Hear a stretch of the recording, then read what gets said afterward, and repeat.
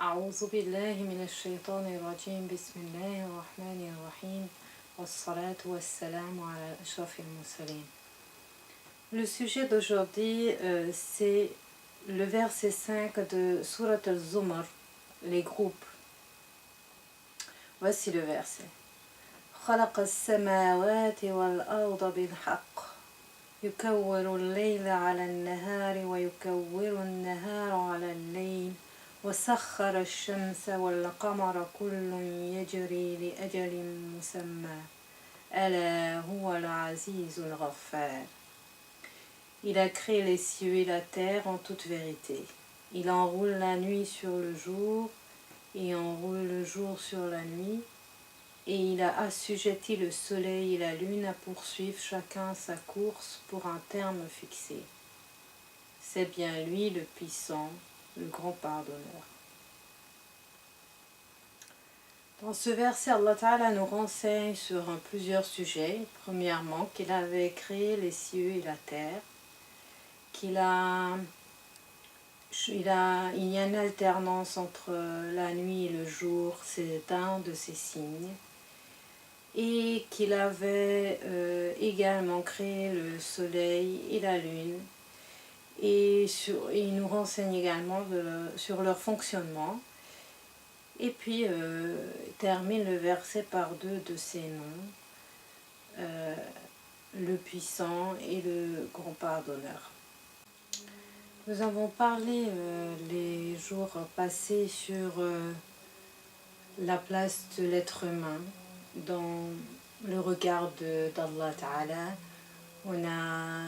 Puis on avait parlé sur la règle qu'Allah Ta'ala avait établie sur cette terre par rapport à ceux qui le suivent, ceux qui ont la foi et qui agissent en fonction de leur foi.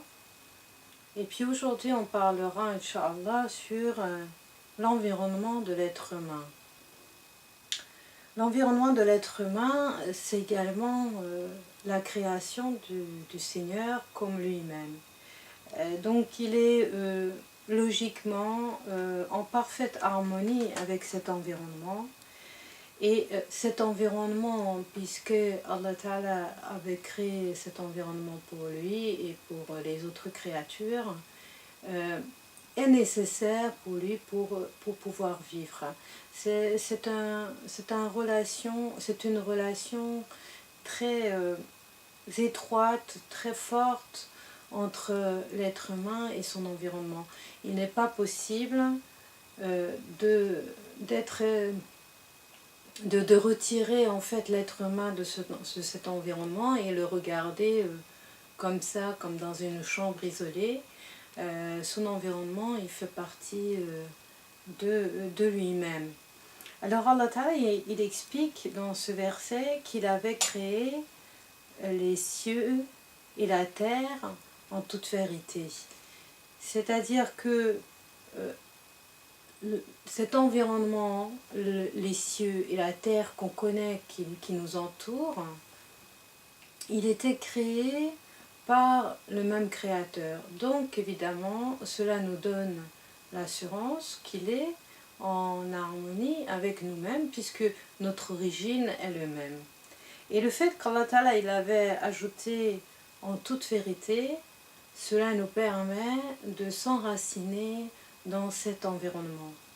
L'être humain a plusieurs aspects. Il a l'aspect spirituel, qui va le lier à son créateur.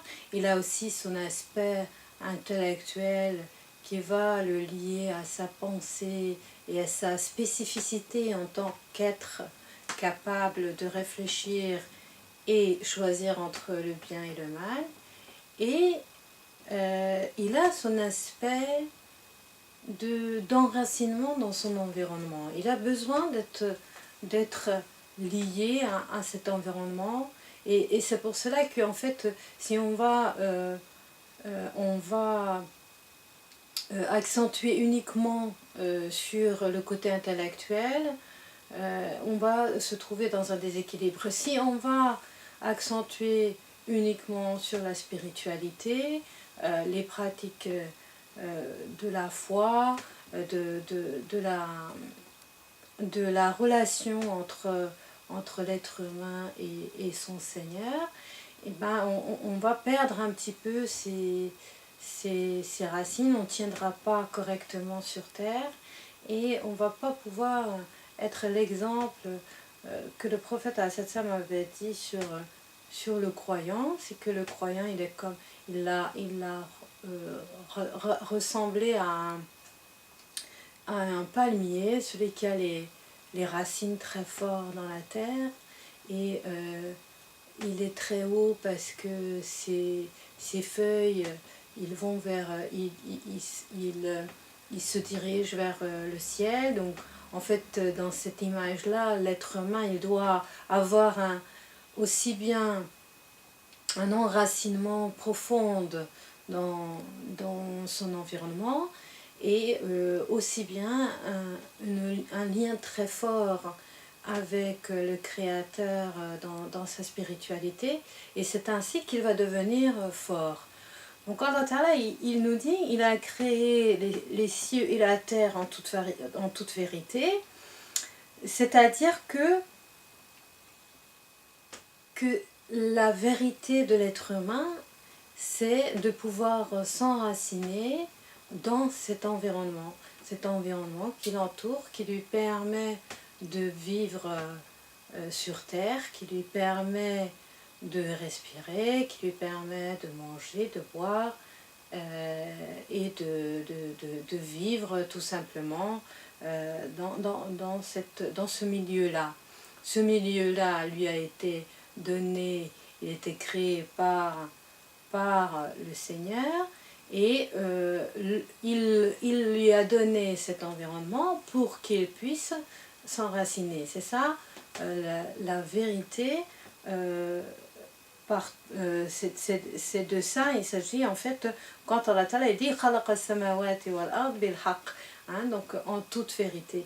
On peut aussi comprendre bien sûr que c'est bien sûr, que c'est vrai, que c'est Allah Ta'ala qui avait créé les cieux et de la terre, mais selon notre avis, ça va plus dans ce sens-là de s'enracinement. Alors l'être humain, il a absolument besoin d'être enraciné, sinon il ne tient pas, il n'a plus des énergies de l'enracinement. Il va avoir uniquement des énergies spirituelles s'il va accentuer sur la spiritualité, mais la spiritualité, elle est importante, mais elle va pas pouvoir la tenir sur terre. Alors des personnes qui vont vivre une très grande spiritualité vont trouver pratiquement incapables de vivre sur terre. Ce serait très difficile pour eux de continuer la vie sur terre, et c'est une très grande souffrance pour ces personnes-là. Alors pour pouvoir être en équilibre, il va falloir donc s'enraciner dans cet environnement qui est les cieux et la terre. Alors comment s'enraciner? L'être humain, de toute façon, de toute manière, il avait toujours ce besoin.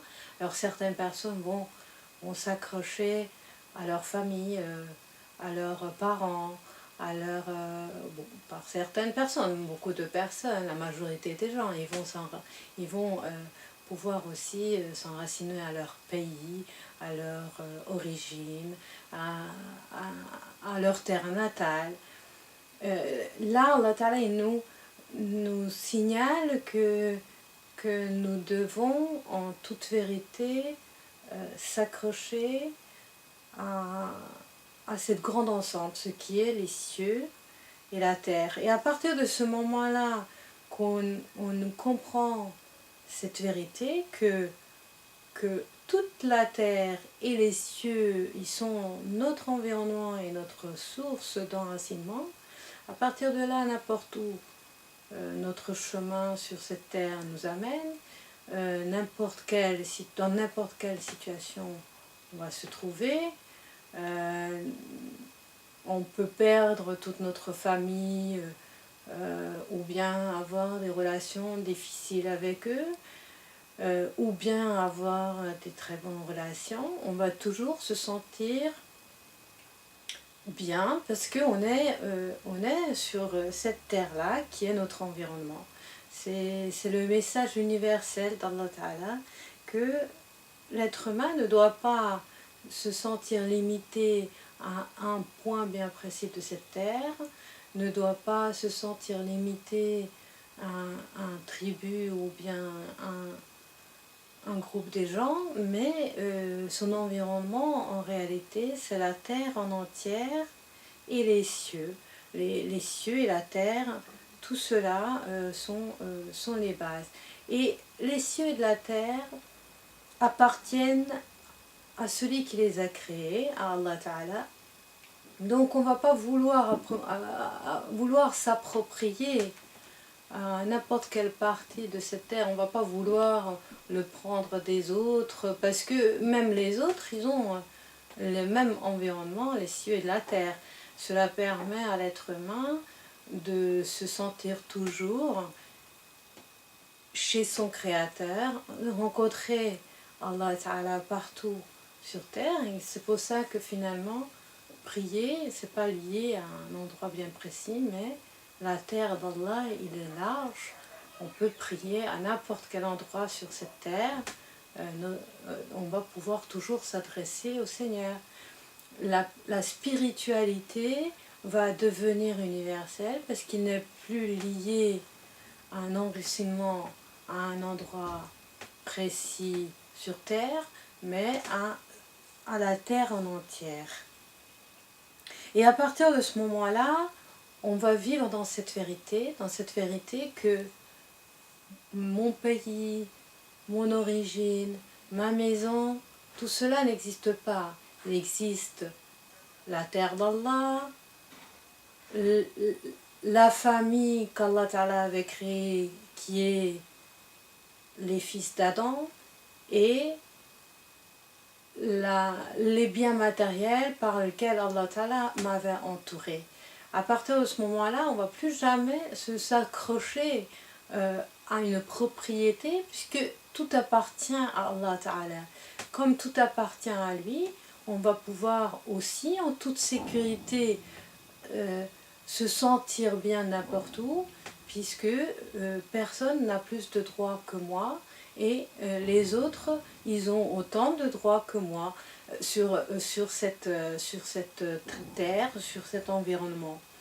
Et à partir de là, comme tout appartient à Allah Ta'ala, la vérité va nous permettre, cette vérité-là nous permettra de s'accrocher sur terre.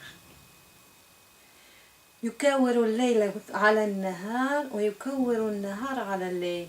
Allah Ta'ala, il nous dit qu'il entoure la nuit sur le jour, il enroule la nuit sur le jour et il enroule le jour sur la nuit.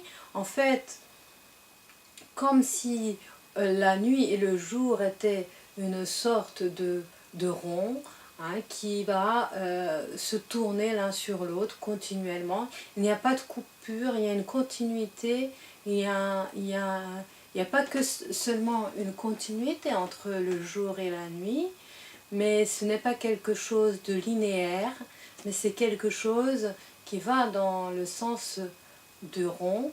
Et subhanallah, c'est tellement intéressant puisque on sait aujourd'hui que en réalité notre terre il tourne, et le fait que la terre elle tourne en face du soleil, ou bien la terre elle tourne et le soleil n'éclaire pas, c'est de cette manière là que on va rencontrer le jour et la nuit.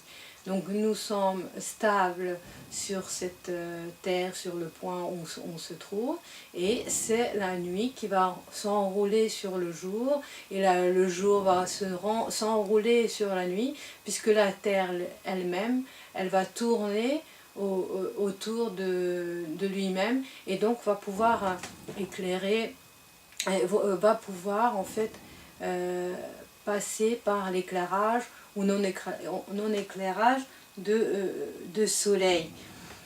Et c'est également cette alternance de la nuit et du jour qui est continue, puisque ça se fait dans un roulement, dans, un, dans quelque chose très continu, mais en même temps dans un mouvement circulaire. Et ce mouvement circulaire, ce changement de jour et nuit fait partie de nous. Nous allons vivre selon cet enroulement. Notre corps va avoir, notre être va avoir également un mouvement circulaire. Les heures des organes, selon la médecine chinoise, vont avoir un enroulement. Il y a d'abord l'heure d'un organe, puis un autre, puis un autre, puis un autre, et puis après ça recommence. C'est-à-dire que notre être va également fonctionner par ce mouvement circulaire.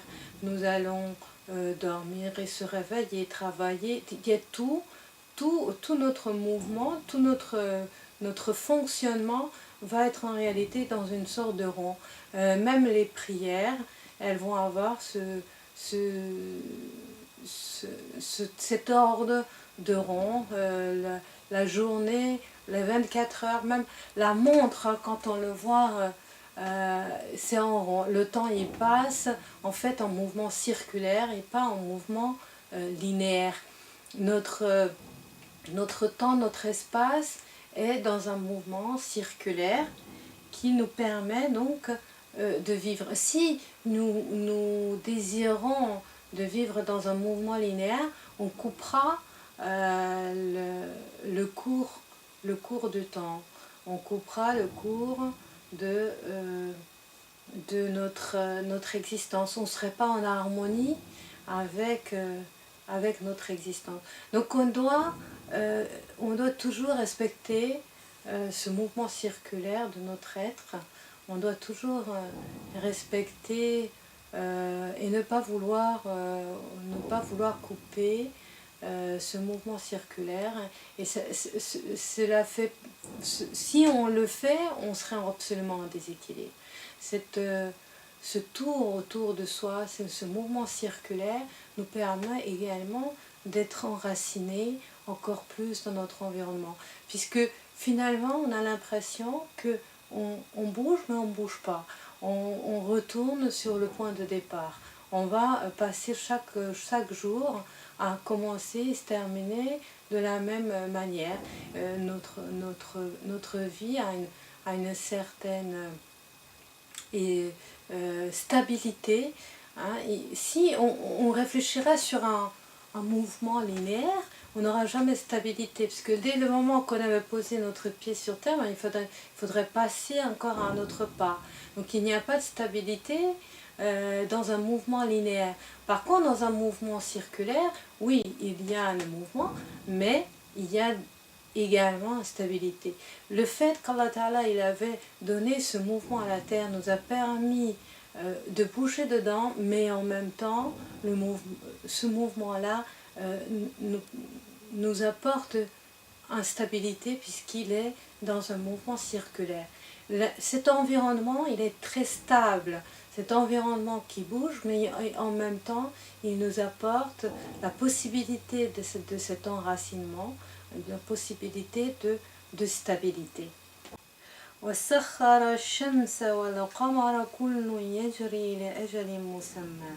Et donc Allah Ta'ala il dit que nous avons cette stabilité sur la terre et sur le ciel, et sur la terre dans l'environnement de ciel, dans la nuit et dans le jour, et celui qui court, qui va avoir une sorte de mouvement linéaire, c'est le soleil et la lune. Hein, il a assujetti le soleil et la lune à poursuivre chacun sa course pour un terme fixé. C'est-à-dire que le soleil, autour duquel va tourner notre terre, lui, il fait une course. Lui, il continue. Lui, il est dans un mouvement linéaire. Lui, par contre, il n'est pas stable. D'accord? Le soleil n'est pas stable. Le, la lune également, il va avoir une course linéaire, il va partir d'un point vers un autre. Donc il y a ce mouvement-là, hein, qui nous renseigne que l'univers dans lequel on vit n'est pas éternel.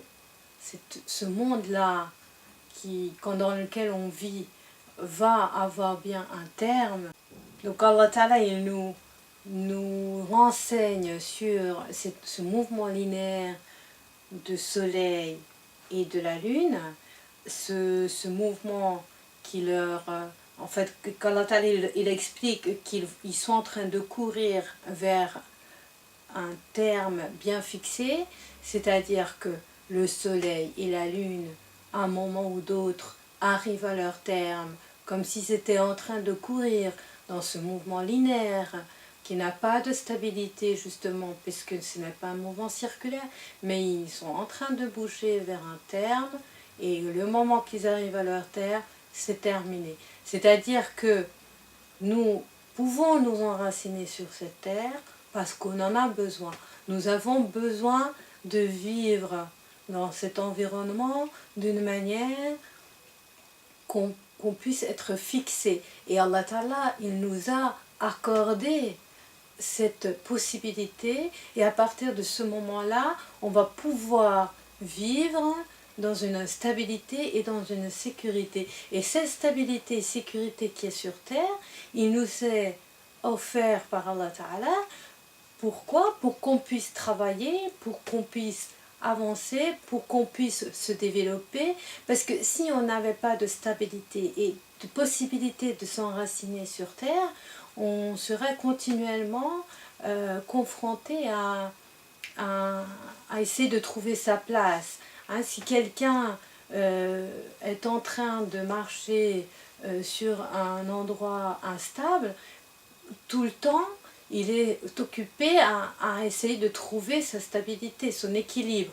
Donc Allah Ta'ala, il nous a accordé un endroit équilibré, un endroit qui est bien stable, un endroit qui nous permet le mouvement, mais par le mouvement circulaire, de nous stabiliser, mais en même temps, le soleil et la lune, hein, ils sont en train de suivre un mouvement linéaire à un terme bien précis, et cela pour nous un renseignement que cette stabilité c'est uniquement un moyen pour pouvoir travailler, un moyen pour pouvoir vivre sa spiritualité, un moyen pour pouvoir faire son travail sur terre, mais ce n'est pas un fin. On ne doit pas penser que ce monde est éternel. Ce monde est sujet à être terminé, il a un terme, il va être fini, le moment qu'Allah Ta'ala avait décidé. Donc cette information nous est importante parce qu'on ne va pas penser que la vie terrestre va continuer éternellement. On ne va pas espérer, malgré cet enracinement, malgré cette stabilité, de pouvoir rester sur cette terre, puisqu'on sait que son terme arrive. Et donc Allah Ta'ala il termine ce verset en disant Ala huwa al-azizul ghaffar. N'est-ce pas que c'est bien lui, hein, le Tout-Puissant. Regardez, quand vous avez compris la possibilité qui vous était offerte sur cette terre, vous avez compris également que c'est un moyen pour vous et pas une finalité. Vous voyez la puissance d'Allah Ta'ala, à tel point il a tout fait d'une manière pour que ça soit exactement la façon qu'il vous faut. Donc il est le Tout-Puissant. Et regardez à quel point vous plaignez, regardez à quel point vous pleurez que vous n'avez pas de stabilité, que vous n'avez pas ceci, que vous n'avez pas cela. Et pourtant, il vous a accordé tout ça. Mais réfléchissez et sachez que si vous vous êtes trompé, que vous n'avez pas compris que vous avez un enracinement et une possibilité de pousser vos racines d'une manière très forte sur cette terre, et tout cela pour que vous puissiez accomplir les œuvres les meilleures et qui vous permet de pousser très haut et aller jusqu'à là-haut, jusqu'à Allah Ta'ala, et ben demandez pardon parce que lui, il est le grand pardonneur. وسبحان ربك رب العزة عما يصفون وسلام على المرسلين والحمد لله رب العالمين.